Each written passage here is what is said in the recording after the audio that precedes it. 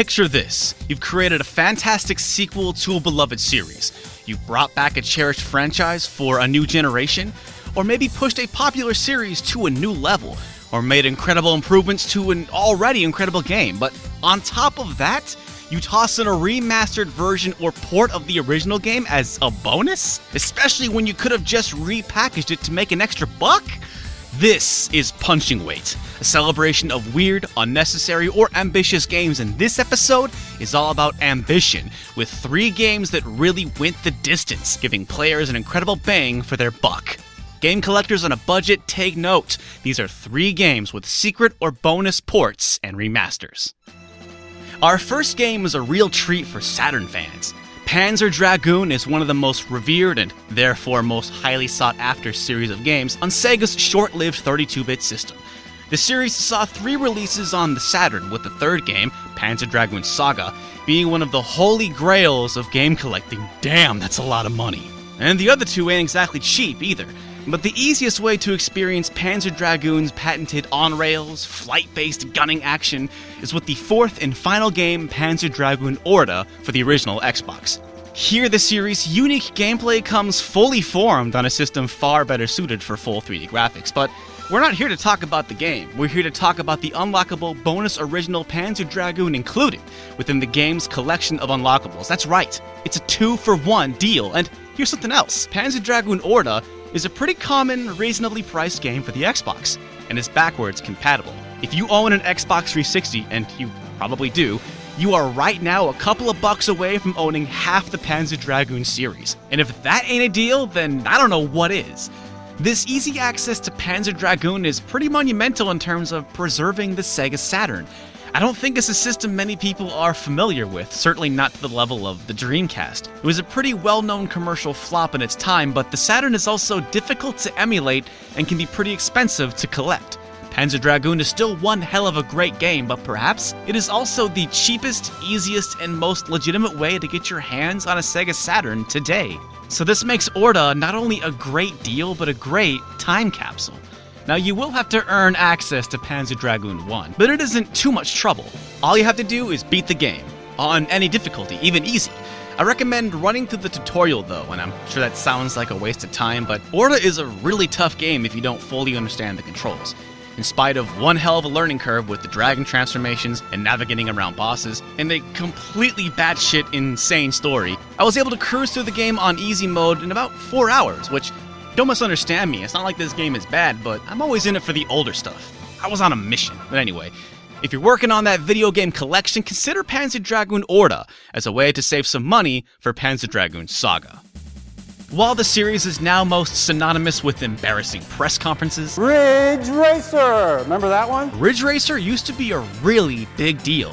Food for thought, a Ridge Racer game has launched with almost every major system since the PS1. In fact, the PS4 is the only Sony console not to launch with a Ridge Racer game. To our younger viewers, this series' reputation might precede itself because Ridge Racer's longevity and relevance are tied to its glory days on the PS1. The series was probably never hotter than in 2000 with the release of R4 Ridge Racer Type 4. With over 300 cars, the series' most involved campaign up to that point, and some truly impressive graphics for the time, it was Namco's answer to simulation heavyweight Gran Turismo.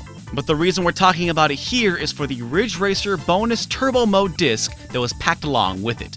This is really a remarkable little extra disc, loaded with demos of Tekken 3 and Klonoa and trailers for Point Blank, Time Crisis, and Namco Museum. It's a nice reminder of the incredible presence Namco had on Sony's first system. But the real meat here is the remaster of the original Ridge Racer looking smoother than ever with upgraded visuals. To be fair, it isn't a complete version of the original Ridge Racer, but that game was already a pretty thin package to begin with, so by that token, this remaster is no slouch content-wise. The biggest omission is the ability to race against a full roster of opponents. There's also less music, but other than that, it's basically the same game. It features both quote-unquote tracks, and you can still do the mirrored track trick by driving backwards at the start, but you can only race against one other car or do a solo time attack mode.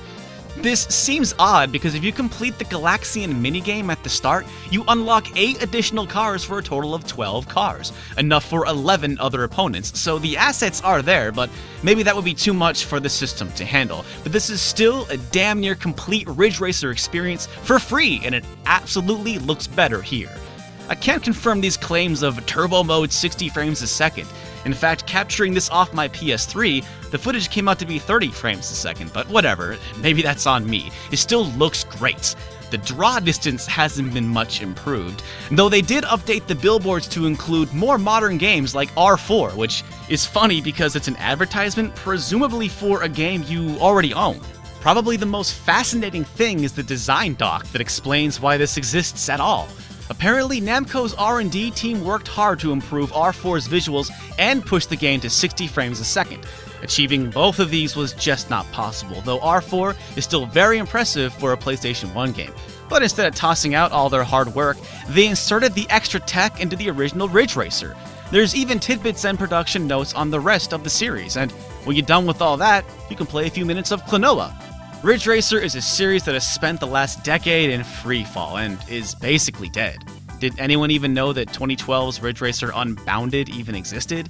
While some of the latter-day Ridge Racer games reused old tracks and cars for nostalgia points, the idea that Ridge Racer would get any kind of remastered today is probably out of the question, which makes the Ridge Racer bonus turbo mode disc all the more important and meaningful. Lastly is Virtua Fighter 4 Evolution for the PlayStation 2. Essentially just an update of the original Virtua Fighter 4 with better graphics, more characters, and a rebalanced roster. Evolution is one of my personal favorite fighting games. Thanks to its many in-depth training modes and an amazing full online quest mode, it's actually the closest I've ever gotten to being really good at a fighting game, so it already comes highly recommended, but Sega AM2 really went above and beyond with the inclusion of Virtua Fighter 10th Anniversary as a bonus, giving players a chance to see how the series, and by extension polygonal graphics, all started. This is important because, for North America at least, there aren't that many ways to play the original Virtua Fighter on a console. There was the version bundled with the Saturn, but it was such a sloppy rush job Sega had to quickly release a port of Virtua Fighter Remix to save face, and they upgraded the textures and smoothed out those beautiful blocky polygons. There's the 32X version, which barely counts for anything. And that's really it. There's plenty of ports of the sequel, but this groundbreaking game, considered the first 3D, fully polygonal fighting game and one of the first games ever to successfully implement a 100% polygonal aesthetic, this is the easiest way to legitimately play it.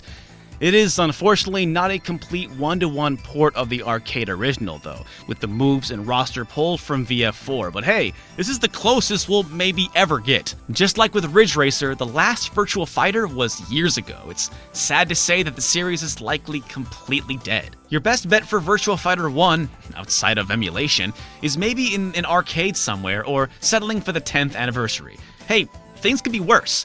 At least with the 10th anniversary here, it comes packaged with another great fighting game. That's it for this episode, but please tell a friend about this show. I mean, you got this far, you must have liked it, right?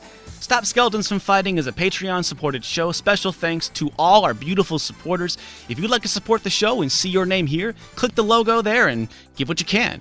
We recently finished up the Dino Crisis trilogy. You can watch the review of parts 1 and 2, and then see if Dino Crisis 3 is really that bad. And be sure to check out the previous episode of Punching Weight where we talked about crazy Game Boy Color games. Thanks again for watching. We'll see you again real soon.